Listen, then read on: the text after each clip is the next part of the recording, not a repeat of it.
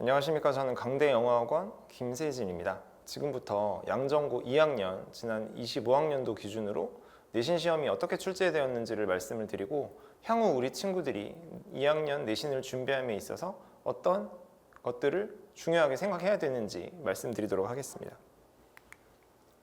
출제 범위 같은 경우에는 지난 2학기, 25년 2학기 기말고사를 기준으로 보여드리고 있고요. 이전 시험에서도 이 시험 범위의 분량이 대동소이하기 때문에 이렇게 참고를 해주시면 되겠습니다. 양정고 2학년의 그 지난 25년도 시험 같은 경우에는 역시 그 가장 우리가 생각하는 일반적인 양정고 영어 내신 시험의 특징들을 잘 보여주고 있었다라고 압축해서 정리드릴 수 있고요.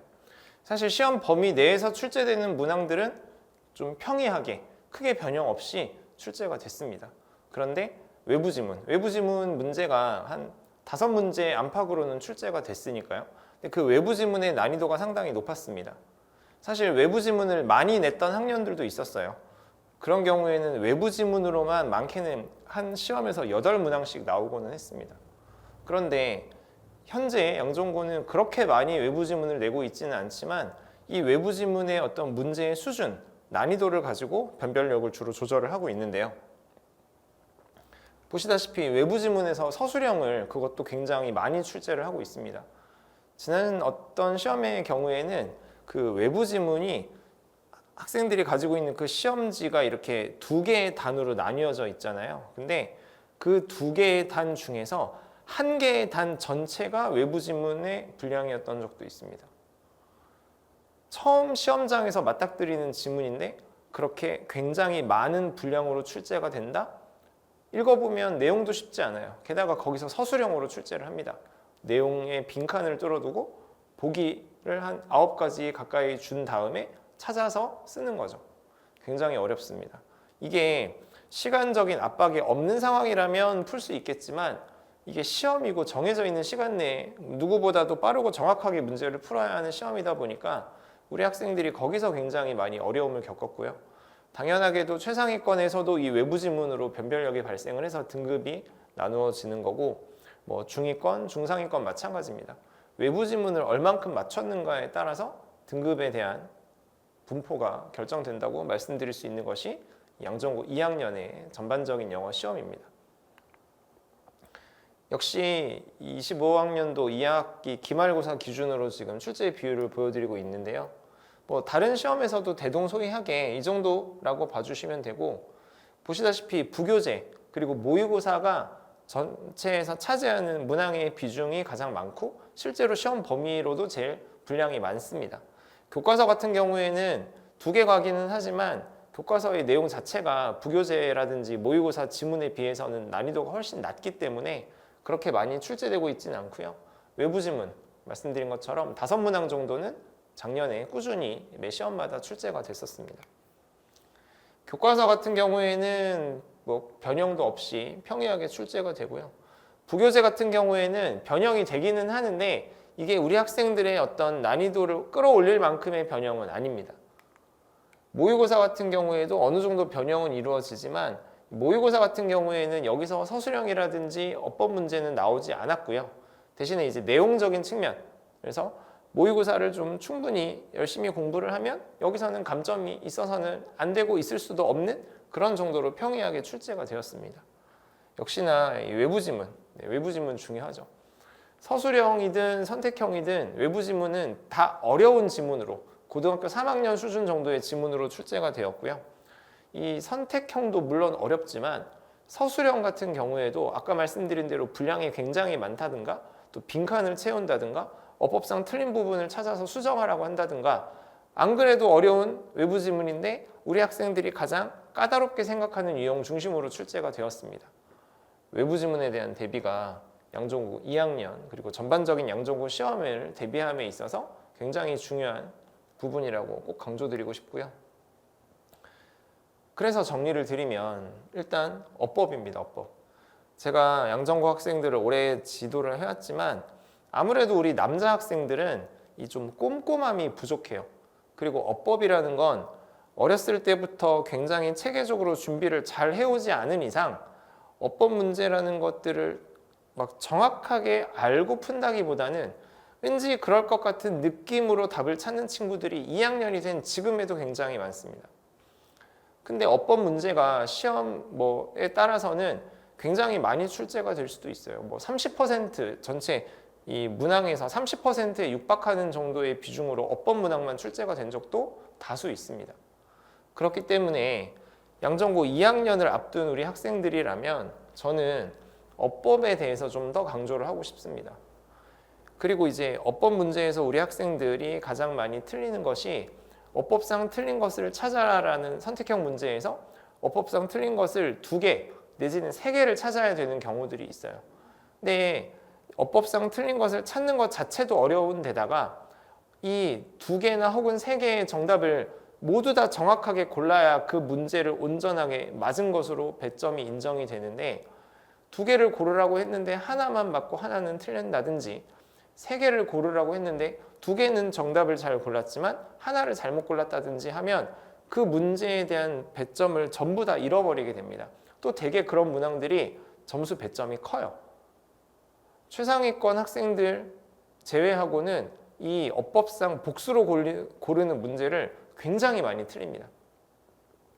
이 부분에 대한 대응이 되지 않으면 앞으로도 양전고 2학년 되어서 내신 영어에서 좋은 등급 받기 정말 쉽지 않습니다. 그래서 이 영상을 보고 있는 예비 양전고 2학년 학생들이라면 물론 어휘, 어법, 독해 어느 하나 안 중요한 게 없지만 저는 이 어법에 대한 이 선결이 반드시 이루어져야 된다고 생각을 하고요.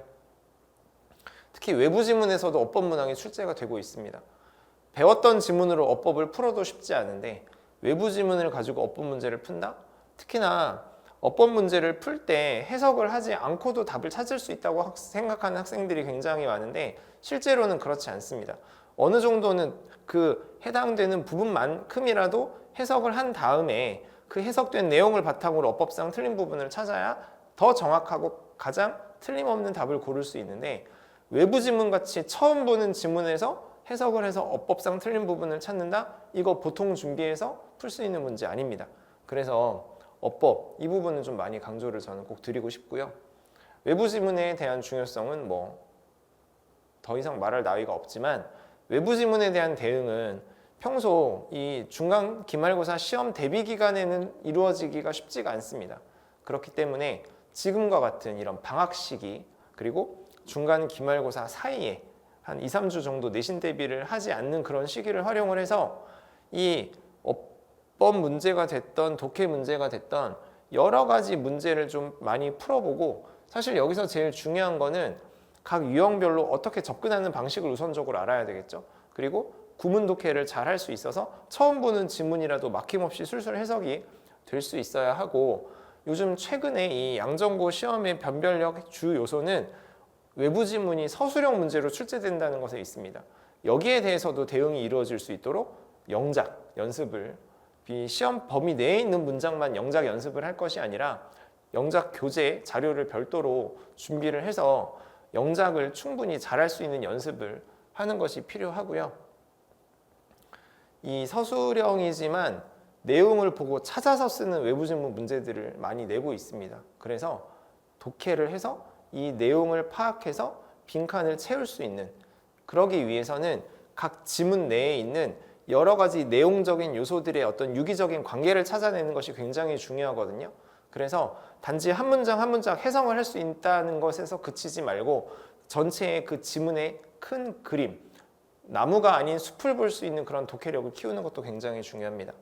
그리고 아까 외부 지문 같은 경우 그리고 심지어 외부 지문이 굉장히 길게 출제되는 경우 말씀을 드렸는데 우리 학생들이 1학년도 아니고 2학년쯤 되면 기본적으로 지문의 난이도가 좀 있잖아요. 그런 걸 가지고 시험 문제를 풀다 보니까 이 시간의 부족을 호소하는 친구들이 굉장히 많습니다. 그래서 시간 관리를 잘 할 수 있는 방식으로 답을 정확하고 빠르게 찾는 연습 이런 것들이 2학년을 준비하는 지금의 여러분들이 꼭 염두에 두어야 할 부분이고요. 그래서 앞으로의 방향을 좀 말씀을 드리면 양전고가 점차 이 지문의 변형이 많지는 않지만 단어를 바꾼다든지 빈칸으로 출제되는 부분을 다른 우리 학생들이 봤던 문장이 아니라 다른 방식의 문장으로 바꾼다든지 하는 그런 부분들이 굉장히 많이 있습니다. 사실 과거의 영정고 많은 시험들은 지문을 좀 외우기만 하면 풀 수 있는 것들이 많이 있었어요. 근데 이제는 변형을 어느 정도 하고 있는 그런 움직임이 이전보다 더 많이 감지가 되고 있습니다. 이번 2학년, 25학년도 시험도 변형이 뭐 크게 되지는 않았다고 하지만 그 와중에 변형이 없지 않았거든요. 근데 그 이전 학년들에서는 변형이 아예 없다시피 한 적도 있어요. 이런 전체적인 추이를 감안을 하면 변형에 대한 대응, 이런 것들도 앞으로의 학습 방향에 있어서 우리가 꼭 염두에 둬야 되고요. 서술형, 제가 앞서도 강조를 드렸지만 이 서술형에서 결국은 점수가 벌어진다는 사실. 그래서 서술형에 대한 염두 대비 무조건 강조드리고 중요하다고 말씀드리고 싶습니다. 제가 담당하는 양정고 전문반 내신 시험의 그 어떤 과정은요. 일단 제가 이제 시험 범위 내에 있는 지문들을 완벽하게 분석하는 거 무엇보다 중요하겠죠. 저는 항상 제가 매번 다시 수업 준비를 하고요. 또 그 해에 그 양정고의 어떤 시험의 트렌드를 감안을 해서 학생들에게 중요하다고 짚어주는 부분들을 매해 달리하고 있습니다. 그런 것들이 우리 학생들에게 잘 전달이 될 때 우리 학생들이 시험을 잘 볼 수 있는 것이겠죠. 어법과 어휘에 대한 변형, 분석은 물론이고 이 지문이 이런 특징을 가지고 있기 때문에 이런 유형으로 출제될 가능성이 높다라는 거에 대한 경우의 수도 모두 제공을 합니다. 거기에서 우리 학생들이 어법과 어휘의 개념을 더 강화하고 확장할 수 있도록 더 많은 자극들을 주는 데 중점을 두고요. 왜냐하면 양정고 시험도 이제는 단순히 암기로만이 아니라 어느 정도 변형에 되는 추이를 보여주고 있는 것이 사실이기 때문에 그 다음 이제 제가 가장 중요하게 생각하는 지점은 이렇게 앞서 제가 우리 아이들에게 전달한 내용을 바탕으로 리뷰, 테스트를 진행을 해서 우리 학생들이 어떤 부분이 지금 이해가 잘 안 되고 있고 앞으로 어떤 부분을 더 공부해야 할지에 대해 진단하는 이 세 번째 스텝을 굉장히 중요하게 생각을 합니다. 제가 이 양정고 2학년 시험에 맞춰서 직접 출제를 하는 문제로 구성을 하고 있고요. 이 시험 기간이 이제 막바지에 이를 때쯤이면 제가 가르쳤던 학생들은 저한테 이 리뷰 테스트지만 다시 달라고 합니다. 왜냐하면 여기서 굉장히 시험에 많이 출제가 되고 있기 때문이죠. 그것만 가지고 반복을 해서 공부하는 친구들이 굉장히 많습니다. 그처럼 제가 굉장히 신경 써서 문제를 매번 출제를 하고 있고요.